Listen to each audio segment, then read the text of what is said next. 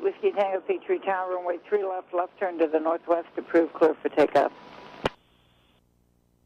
We'll take a left turn on departure, clear for takeoff, runway 3 left, 8 Whiskey Tango.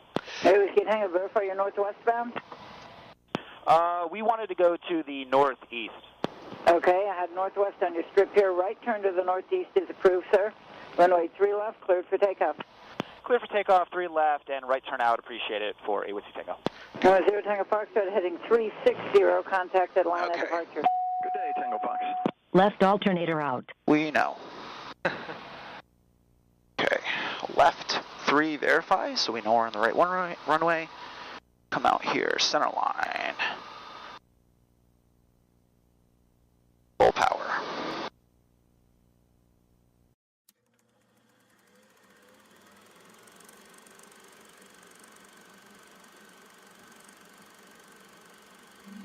Enough of these earth-dwelling poetic excitements. The scientist alone is the true poet. He gives us the moon. He promises the stars. He'll make us a new universe if it comes to that.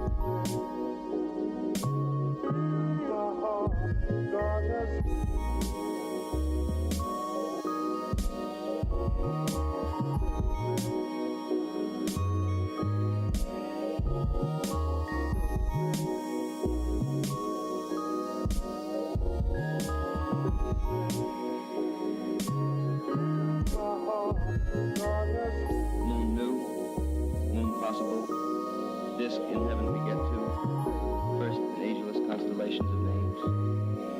As all is possible, so we'll reach another life. Moon Plotinus politicians.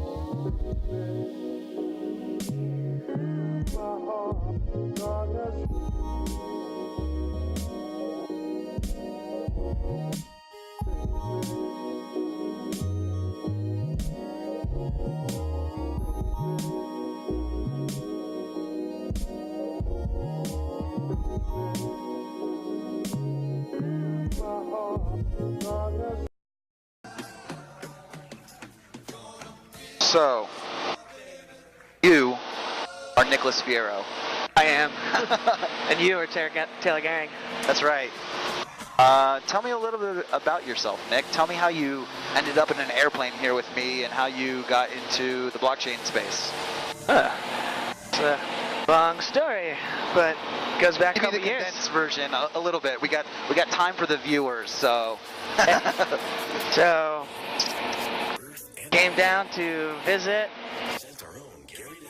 Bitcoin conference in Miami, right? 2013, December or so. Yep. Early January 2014. Think so? We're just sitting outside one day talking about, I don't know, what might be wrong with the world. And you were like, hey, you want to drop everything you're doing? Come to Switzerland, learn how to code, help change the world? Good value proposition, huh? Yeah, I didn't think twice. I said, sign me up. Went down to Miami, met Vitalik, everybody, Charles, Joe Lubin was there, Anthony was there. And we just kind of hit things off from there. Grabbed the passport, and 2 weeks later, I was in Switzerland. So, did you have any programming technical experience before that? You had some. Yeah, I had a little bit. I did IT management for the nuclear reactor plant when I was in the Navy. So I had a little bit of experience with computers and networks and how they interoperated, but no idea how to code or program. And now? And now I know a few different languages, and I can do DevOps, which I learned from you, continuous integration. I learned a lot. It was an amazing experience. Yeah, in many facets, I think. So that was like, what do we say, 2013, Switzerland 2014. Well, it's 2017 now. It's been 3 years. Absolutely. What have you been up to since then? Well, after Switzerland, Take me up to present day, and then we can talk a little bit about like what you're working on now. so after Switzerland, I tried to go back to school for a little while, but I guess my interest didn't really lie with the curriculum, so went to New York, interned at Consensus for a little while, and just decided that I felt like I had come far enough that it should be time to strike out on my own. So I went to Hawaii, met with a great friend of mine from the Navy. We used to operate the reactors together. Name's Hunter Prendergast. He was going to engineering school, so I went out there to see what it's like to be an engineer. Taught him about blockchain, and now he's kind of teaching me every day. What you mentioned Consensus, Joe Lubin. What were you doing with Consensus? I was really just kind of learning how to do more in-depth development, how to tie front-end apps to a back-end of an Ethereum blockchain. But I can't say that my time there was very... I didn't do anything really visible today. A couple projects that kind of got tossed in the back burner. Would you say that, like at Consensus, you kind of learned some of your programming chops? Yes, I did. I learned, that's where I really learned how to integrate my front end and web experience with the blockchain in the back end, how to spin up chains, private chains, how to run tests, write Solidity code. How to write bad Solidity code or good Solidity code? Seems Seems to be a hard thing today to write good Solidity code. Yeah, and every time somebody thinks they have some good code, they find out later that they weren't so well off as they thought. Well, I mean, what's the old story about like the most expensive programming mistake ever had to do with like a satellite using like a metric instead of or an imperial instead of metric, or missing a semicolon? Like I hear about these like horror stories, and yeah, I feel like even in those kind of mission critical environments, they still have problems. It's like, how do we get past that? And can we really? I think it's going to take, for the immediate future, would be the developers that are working on Solidity code that are doing such intensive projects really have a lower level understanding of just how languages work and how you can find idiosyncrasies in the compiler that have unintended consequences that you're not aware of or prepared for at all. Yeah. I feel like given enough time and enough eyeballs and enough mistakes, eventually we're going to come to a thing like, yeah, this is a good set of functionality that is felt to be very bug-free. And I realize there's no such thing as totally bug-free in the sense of like, what was it, OpenSSL had the problem with Heartbleed some years ago. So it requires constant maintenance, but I would like to think that at some point we can get to a version of the code that we feel is actually as bug-free as it's going to be for the next few years. I agree. It's just going to take a few iterations of the language to get there. I think I just saw an article they're retiring Serpent because it's that Augur had some of their tokens in a contract using the Serpent language, and they hired a company to do a security audit. I can't remember the name. They're one of the bigger name companies in the space of doing audits for blockchain. But they found a bug where you can change the date inside the contract and make it think it wasn't created yet and lock all the funds out. But now they got Serpent is like the next iteration, or not, the Viper is the next iteration. I feel like it's not the first language that we've deprecated in this space, because for a time there was a Go-based language, Mutan, I think. Okay. Jeffrey Wilkie was kind of maintaining when there was Serpent and Mutan, and then there was LLL, which I think Gavin Wood was kind of like excited about. Now it seems like Serpent's dead, Mutan's dead, LLL still kind of hanging on, but not really. got Solidity with some issues. Now we're looking at Viper. I mean, we were talking yesterday with Hunter and Forrest and some of the people about, the possibility of using WASM and LLVM, and basically, rather than having to reinvent a whole language, maybe we can just work with some existing languages and some existing compilers, tack on the blockchain stuff we need, and maybe we have fewer problems, because then we don't have to worry about language design and compiler design and all these things. So I'm kind of hopeful that it turns out we can use some of those tools that we are feeling more confident in, Absolutely. And the more options you have, the more diversified the programs are, and the less one compiler bug is going to affect the whole network. Yeah. Necessarily. One thing that I have been impressed with so far, though, is the wallet contract that the Foundation initially put out with the Mist. I think they did transfer one time. They said there was one old bad version. But since then, it's been pretty solid. I don't think anyone lost any money at that point. It was just this could be an issue, so transfer now. But since then, it's the Foundation's kept their money locked up in that contract, and it seems like an obvious target for a hacker, right? And no one's cracked it yet. Maybe they're just waiting till they can infect the entire network with some malware that can steal everybody's at once, like John McAfee says. But I also am a little this seems a little far-fetched conspiracy theory to me. Yeah, I mean, I think the incentive isn't there enough now that it's worth somebody's time if they were already working on it to try to hack it. Yeah. So I'm guessing that there might be some attempts that happen on a basis that's quite regular that nobody really knows about. Some people's passion trying to pick things apart and break them. Yeah. And I love flying up here. It's just so beautiful seeing everything from different perspective, up a little bit higher. Yeah, it's not when you're in the commercial airline and you're so far up you can't see anything with the clouds. Yeah. This is my favorite part of takeoff and landing, where you just get to look at the scenery, the layout of the landscape. Yeah. Up at the stars, I know quite well that for all they care, I can go and help.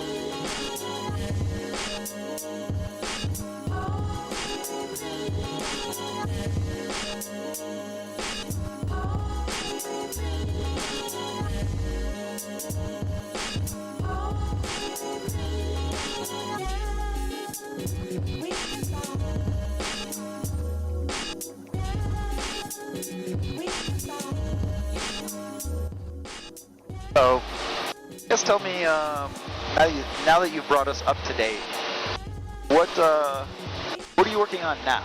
You've got a new project, as I understand. Yes, we have two projects. One's sort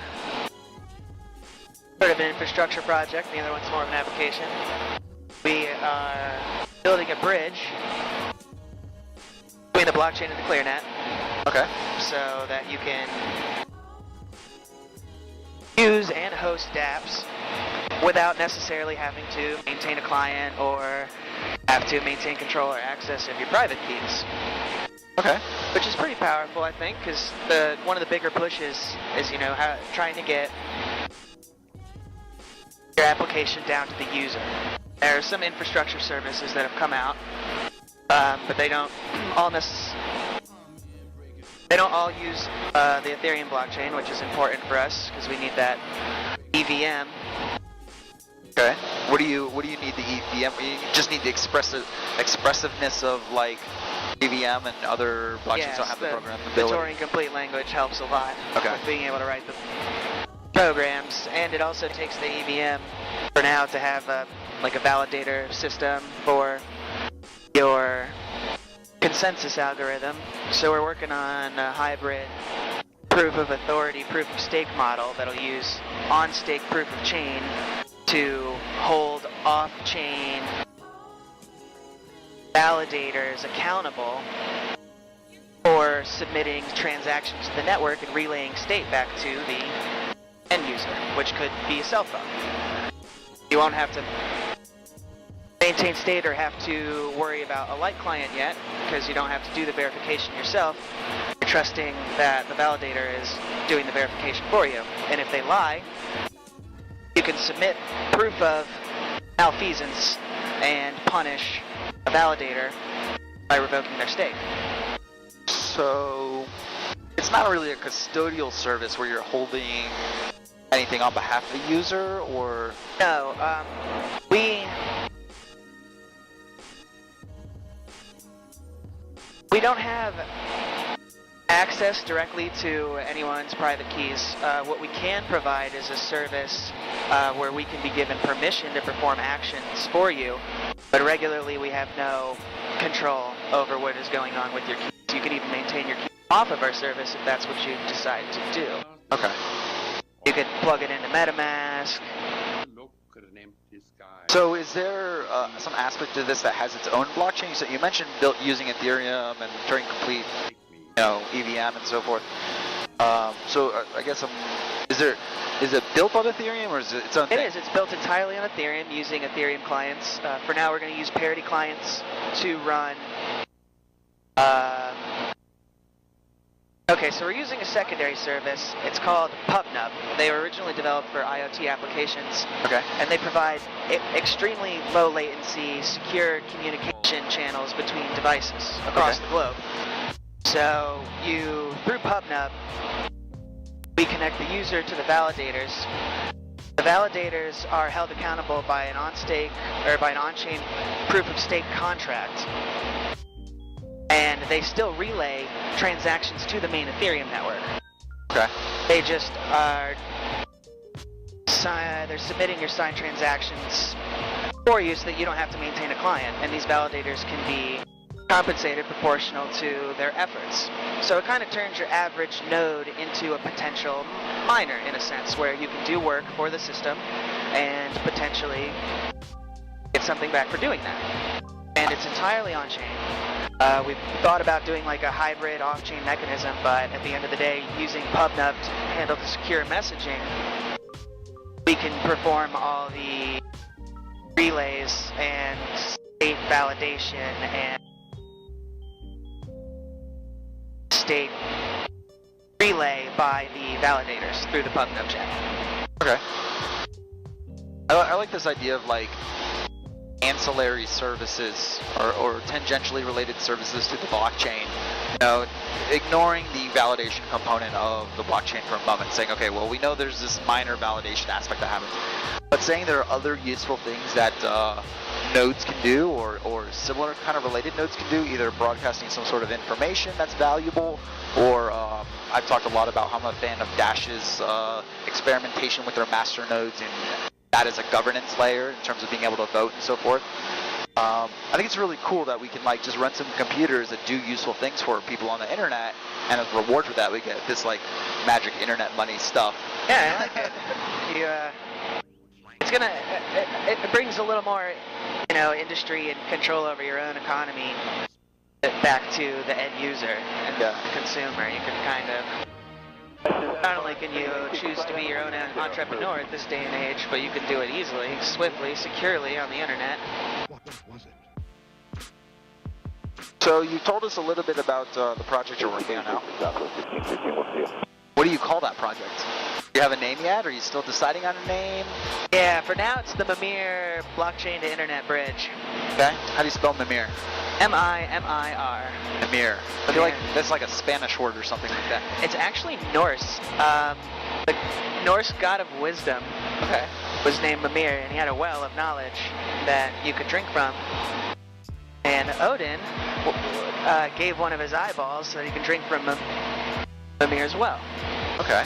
Which is why he wears an eye patch whenever you see him. Huh. How often are you viewing images of Odin? Odin? Yeah. What about it?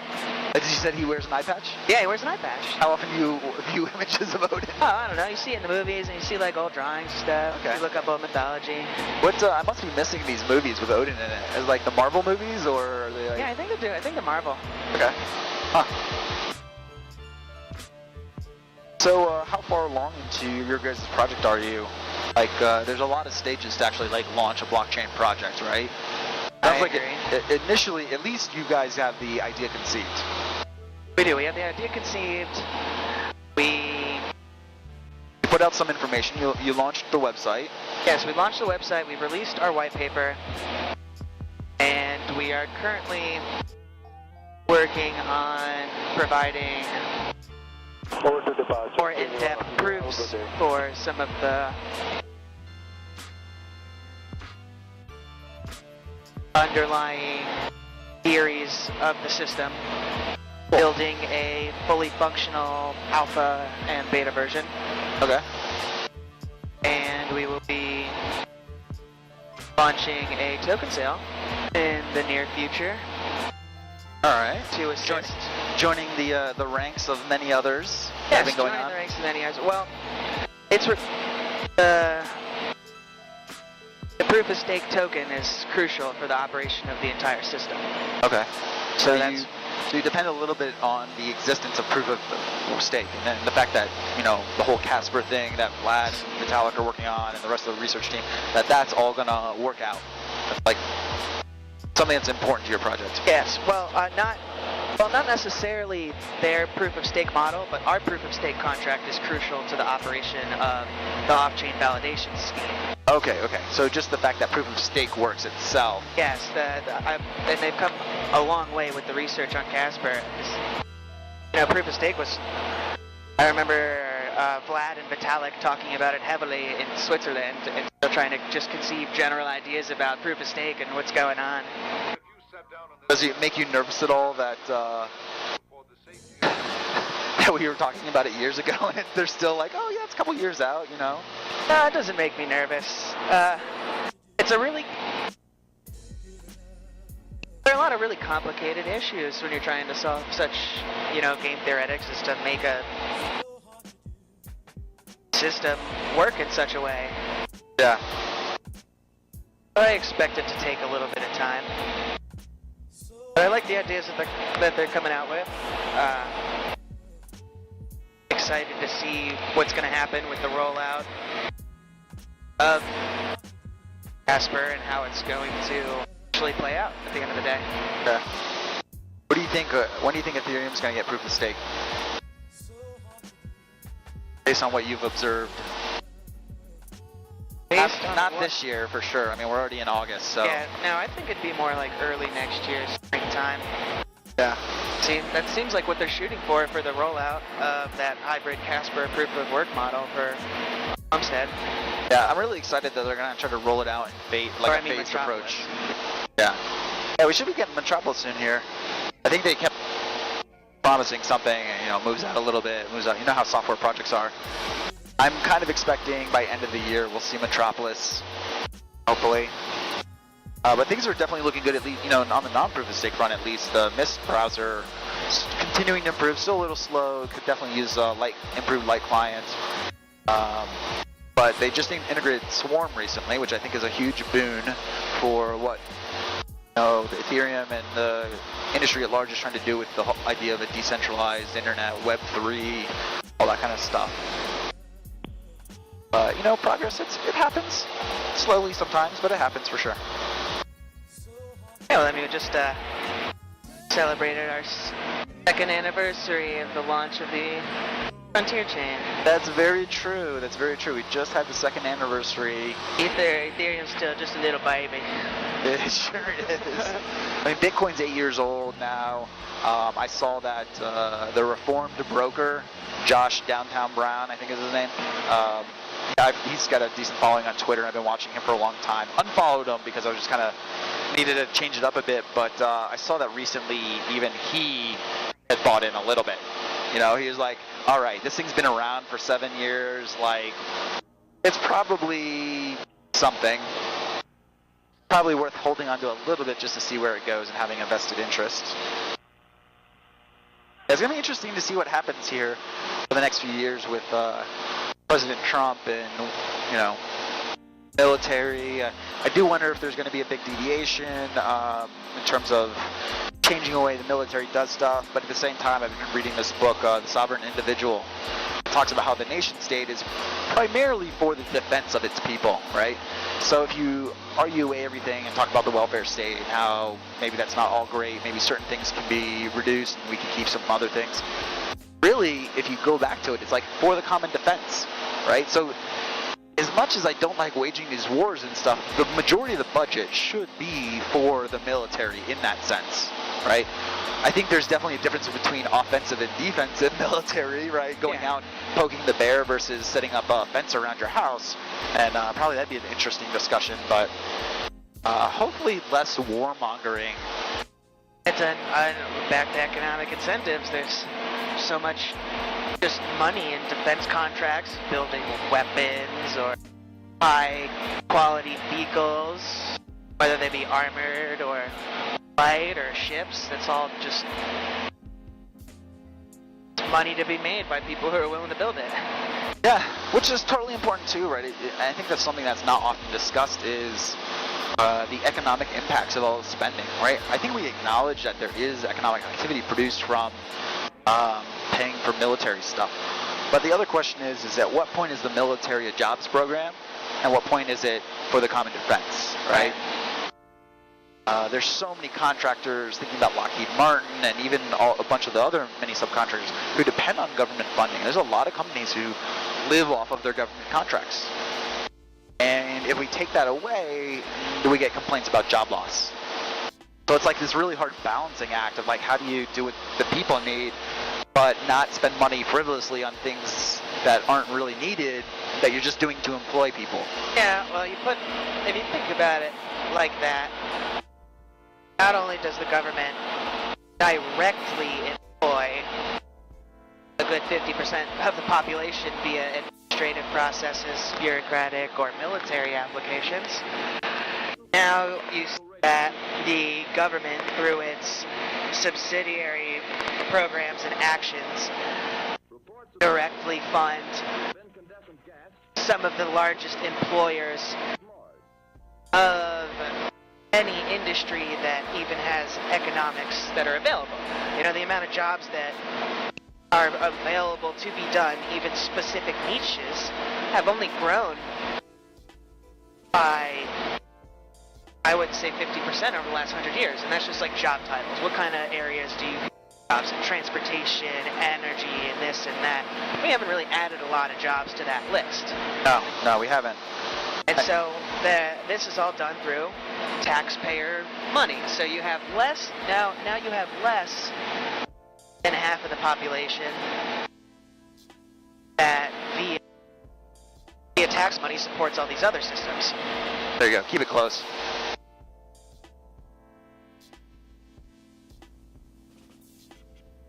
Yeah, it's I get this feeling talking to friends and trying to run a company of my own. I get this feeling that there's a lot of people in the United States very dissatisfied with their jobs. They're not meaningful jobs. They don't give the people a sense of like contributing in a positive way. It's just a way to pay the rent and get food.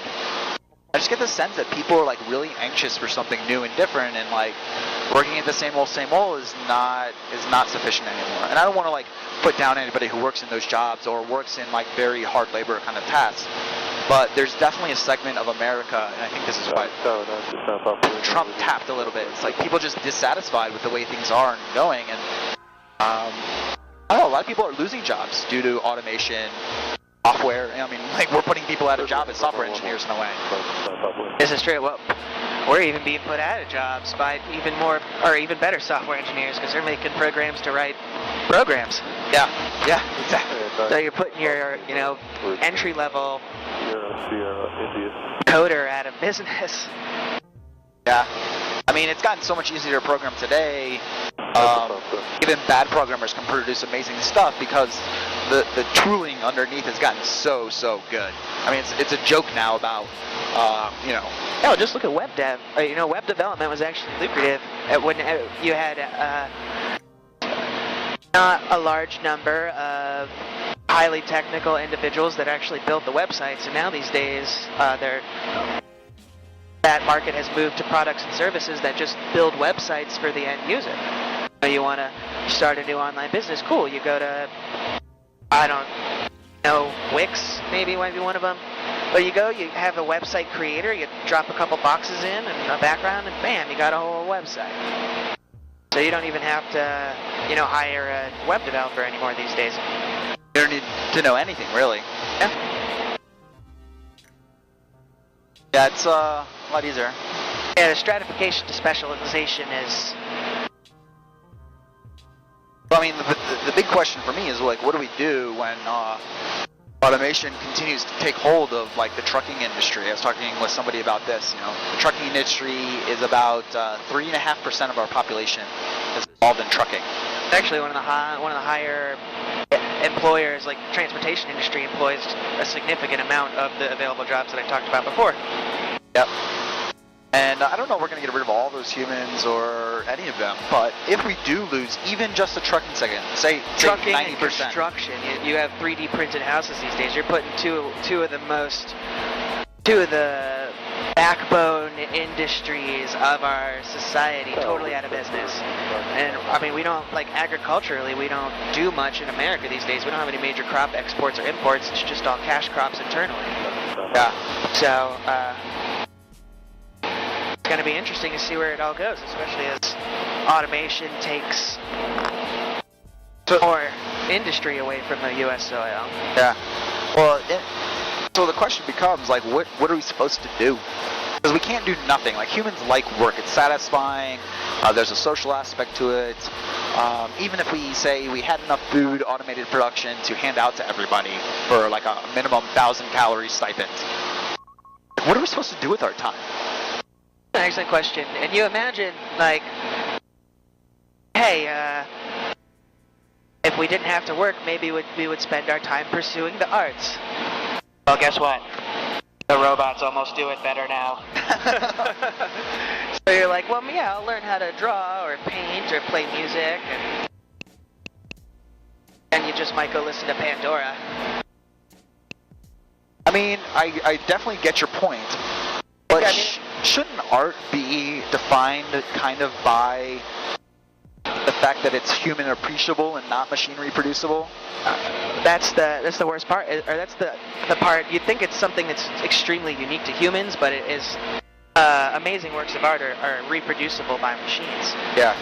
But if we follow Maslow, and you want to self-actualization at the peak of your needs, and I think there was something even higher than that recently, a new appending to the model. But you would assume people would just pursue their own passions just to find out what they actually have the ability to do in the world. Yeah. However, you gotta, I don't know, set up that utopian bubble with a lot of different variables.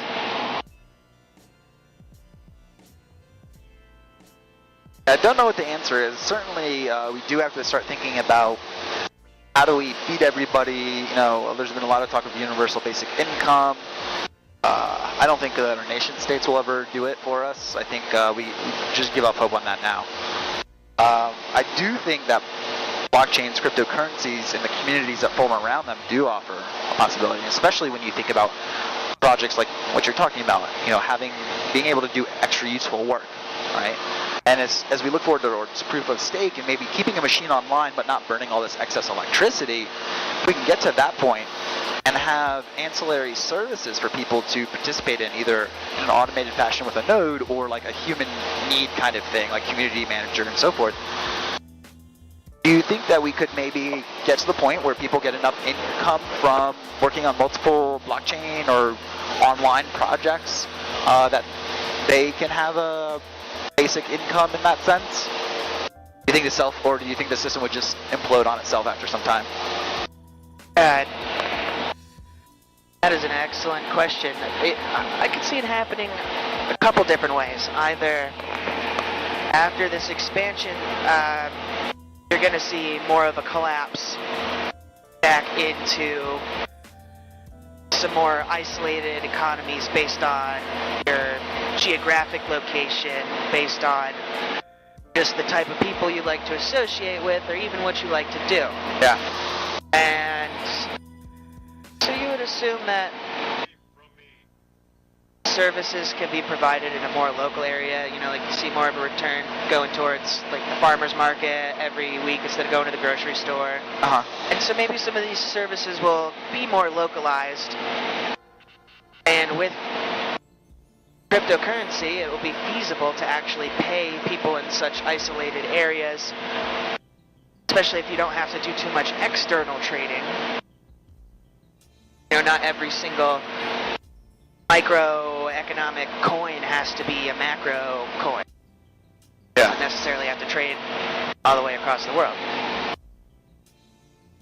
But you know, we live in a bubble with very finite resources. So it's interesting to imagine, like, if you were to make a whole economy for the world, how would you best utilize all the natural resources that are spread out across the globe? Finding economic incentive to not want to overconsume. Yeah. I do. We have, educate our technology, our introduction to technology these days has far outpaced our education, in the sense that you receive a cell phone when you're young, and you see people in their later years capable of using these highly technical devices that the elder generation is baffled at. But they're missing some kind of view about the world and some understandings that the older generations have from coming from a pre-electronic era, and not being the speed of communication not being the speed of electricity.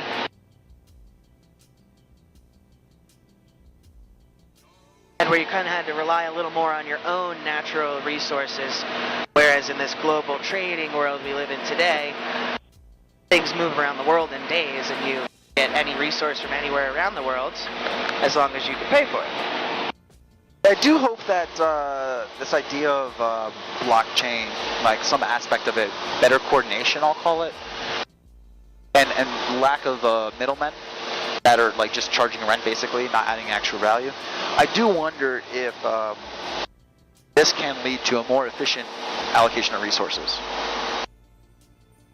I mean, I hope it does. I would hope so too. And there's a trade-off between like pure, like the power of the blockchain for voting is perhaps not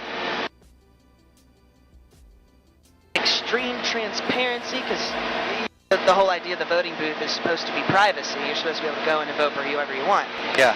But provability and accountability, one vote for one person, on machines that hopefully are less prone to exploits, counting, like being able to count votes and have it come out right the first time. What are the ballots called when you're absentee ballots would be much easier to submit. But there's a trade-off, I think, with pure democracy in that instance. Like, you think, cool, everyone can vote from anywhere in the world at any point in time on any situation, but that really, really slows down the process more than the current bureaucracy already does. So there's a bit of a trade-off with a very open, full, direct democracy. Yeah. As opposed to a more representative one. But even then, hopefully we can hold people more accountable, reduce some of the overhead and inefficiencies in the systems that already exist. Yeah. And that will allow for a much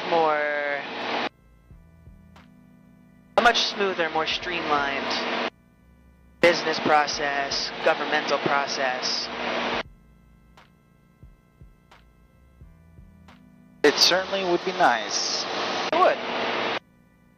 And just imagine for, places that are still trying to fully develop economies, the idea that you can use the systems to create whole structures that have all the necessary requirements to kind of begin a society and move into industry. You can do that all now as cell phones become cheaper and more easily available. I think we'll get to a point where we have digital sovereign identity. I think so. And then the hardest part there is you can't engineer out people's, whether they are inattentive or whether they choose not to be fully responsible, that maintaining your identity like that, well, darn, if you lose it, what are you gonna do? You're gonna have to like revoke it and start all over from scratch again. So you really like have to maintain control of your identity. I mean, I've had the same ID card for 6 years. I haven't lost it. Impressive.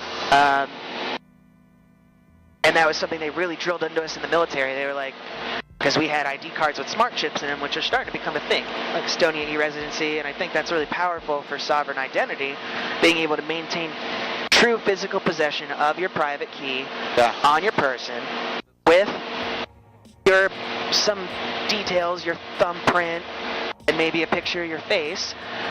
And by having the blockchain system and this identification database distributed, you'd be able to use your ID anywhere. Your ID would be a passport that's accepted in any country if, of course, the nation state is willing to allow people in.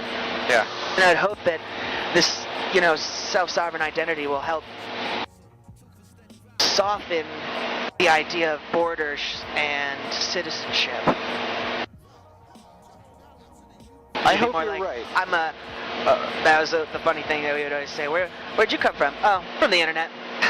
So now you're like, well, where are you from? I don't know, the internet. My ID's on the internet. Yeah. I think we're going to have to rely on some real-world constraints to make the system happen, because the cost of losing your key and being out of losing your identity is so high. I think that we're going to have to rely on traditional institutions like banks, lawyers, or public notaries, family and friends. To reconstitute it if you do lose it or something. Yes, but always with that trade-off, because these days your identity, you have to be so careful with your identity so that it doesn't get stolen. Your money doesn't get taken away. Someone isn't opening credit cards in your name or using your bank account or. Yeah. It's a hard problem. It definitely is a hard problem. And that's the thing to take into account when you're thinking about, you're talking about blockchains. It's like there's a lot of magic that seems to surround it, and a lot of passion about, fixing all the problems and decentralizing all the things. But you have to work within the constraints of the systems that you operate inside of. Totally. So. We still live in this reality. We're not brains on the internet quite yet. Yeah, and back to what I was saying before, where our education, our technology adoption is nearly outpaced education in that aspect. You are introduced and emulsified into this world where there are no constraints. You're in a digital world where everything is instantaneous and seemingly infinite.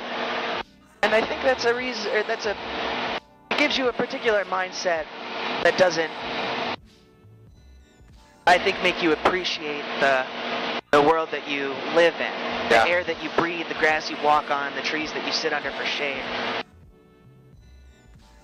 I don't know if you can see ahead of us, but you see all the buildings? Yeah, we're back at the city line, yeah. Downtown Atlanta. Hopefully the people watching YouTube can see this. Sure, they got far enough, not yet. Probably pretty small on there. We'll get a little bit closer, but I'm going to have to start calling up tower and getting set up for our landing. So, just to give you a heads up, we're going to be on the radios, probably need a little quiet time. Okay. Call it sterile cockpit. Let me give these guys a call up and let them know we headed inbound. Many multiple systems of stars. Come down south a bit more. Yeah, I was kind of staying clear of this airspace over here. There's another airport. Traffic, runway heading, contact line departure. Runway heading off at departure. And you can see Stone Mountain right ahead of us as well, I think.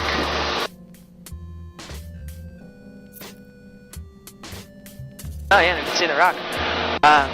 Really neat, interesting, that Stone Mountain that we're gonna come up on has enough of a magnetic presence to throw off the airplane instruments if we get close enough.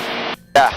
Well, let's clarify. Not throw off the instruments, but it affects the compass. Yes, the compass goes We're not going to down. crash. Just the compass might deviate a little bit more. But yeah, it is kind of crazy. There's like a bunch of rock and minerals and stuff, and like throws it off. Yeah, it's so cool getting to fly and all the stuff that goes along with it. You have to learn a lot about weather and the environment you live in, and it really forced me to come out of the internet in that sense and appreciate the physical constraints we all deal with and how magical it is that we get to fly this like machine through the sky like a bird. It's something special for sure. Okay.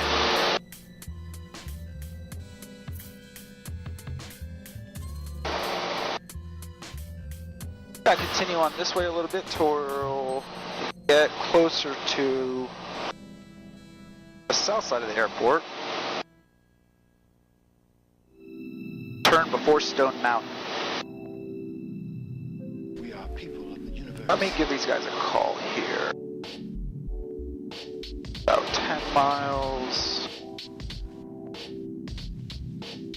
Future Tower, Shannon 6107 Alpha is with you on the visual 3 right. Shannon 6107 Alpha, Petrie Tower, runway 3 right, number 1, clear to land. Turn land on the right side for 7. One of the consequences of fancy fast machines is you have to be really good and on your game because in a trainer plane, it's slow. You have time to think and set up. Here, we've got a lot more energy to manage. So reducing all that energy so you can get down to the ground safely, and it all happens a lot faster because you're moving through the air faster. So yeah, you're required to get an extra sign-on for high performance, anything over a certain amount of horsepower. Yeah, kind of interesting. So that definitely forced me to be on my game a lot.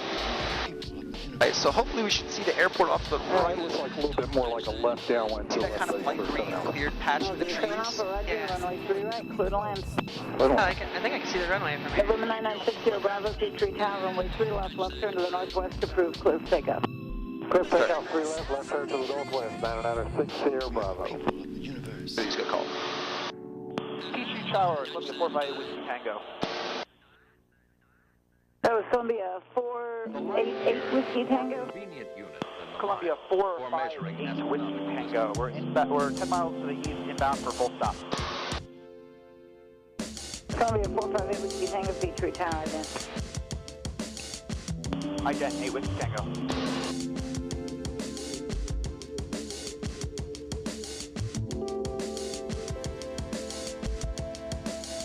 Norway Whiskey Tango, Ident Tower, there's report 2 miles due east of the airport. For 2 miles east of the airport for 8 Whiskey Tango. November 07 Alpha, advise turning base.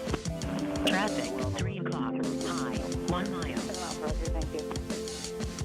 Tower, good morning. 1235, November 1235, land, Petrie Tower, number 2 behind the Cheyenne, turning a extended left base for 3 right, number 2 runway 3 right, clear to land, with tower. Disconnect our autopilot and hear yourself loud. Not so loud. Alright, so we're on the autopilot now. I'm flying this thing.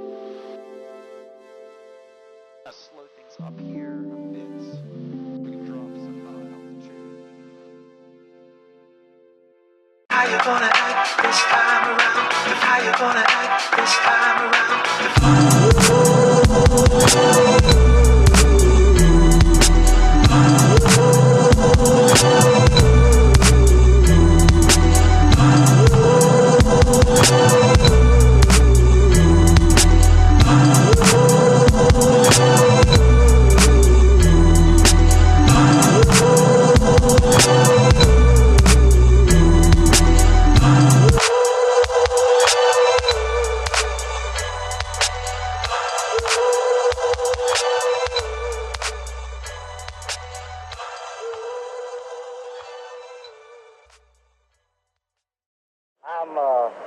I'm not inclined to believe that it's anything that's from some far place, some planet.